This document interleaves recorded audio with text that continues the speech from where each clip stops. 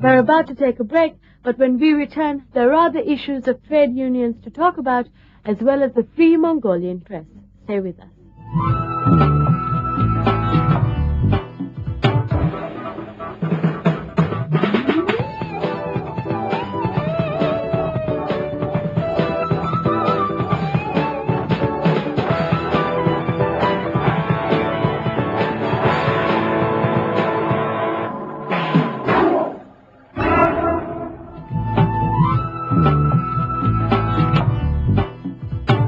Increased and freer access to information also requires educating people, especially journalists, about how to make best use of it. In countries that have been under repressive regimes, change has to be accompanied by training to face the new challenges. In Mongolia, for instance, journalists used to operating under communist administration are now being taught concepts more familiar to a freer media.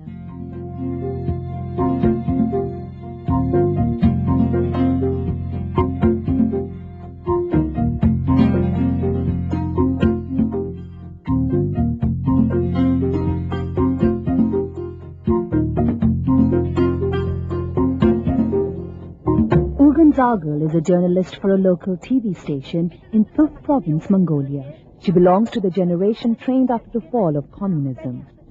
With the fall came the liberalization of a press which had always been preoccupied with politics. Today, journalists like Ugan Zagal are more interested in day-to-day issues like the problem of grazing nomads, something that's close to the hearts of these people. Erdene is an old news hound. He began his career on national radio under the communist regime more than 30 years ago, and he hasn't relinquished the microphone yet.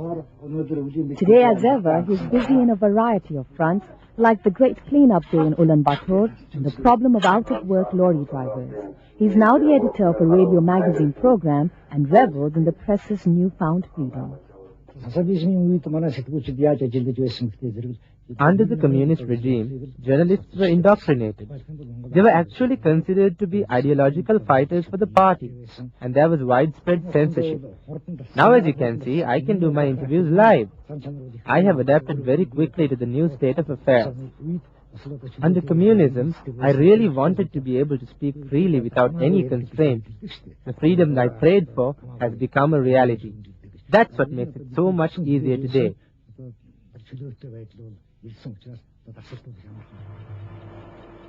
Since the country became a democracy, at least 15 new newspapers have appeared on the newsstands.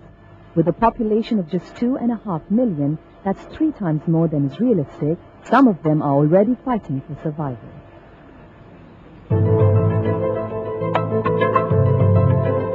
Information and statistics are a powerful tool for creating a culture of accountability and for realizing human rights. During the past decade, a notable increase has been evident in the Asia-Pacific people's access to information flows.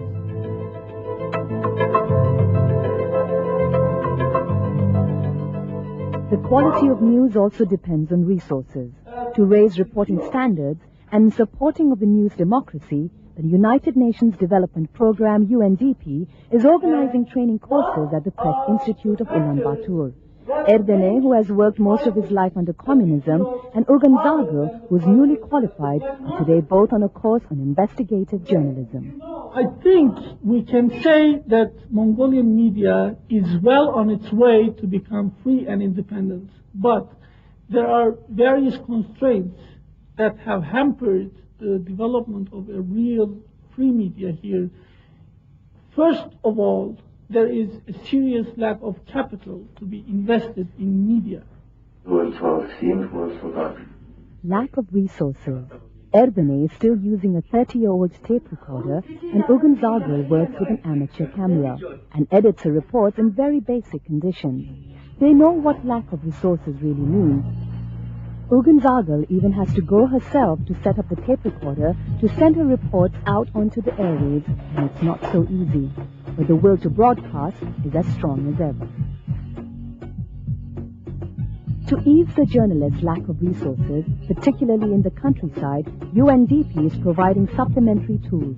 In Suf province, a branch of the Ulaanbaatar Press Institute has been created where local journalists can have direct computer access to national and international news and information. Our team is too small for the television station here. Before, I had to spend all my time trying to gather news. Now, since we've had computer links, I can find out what I want through the computer. It is much easier to put together and produce my reports. The people of the Mongolian countryside have a right to information and news. Ugan Zargal, daughter of the steppes who loved to listen to the radio when she was a child, understands this need. The Center for Information and Training provided by UNDP is enabling her to do a better job as a journalist, to have greater freedom and better equipment. In other words, to be able to link the steppes with the rest of the world.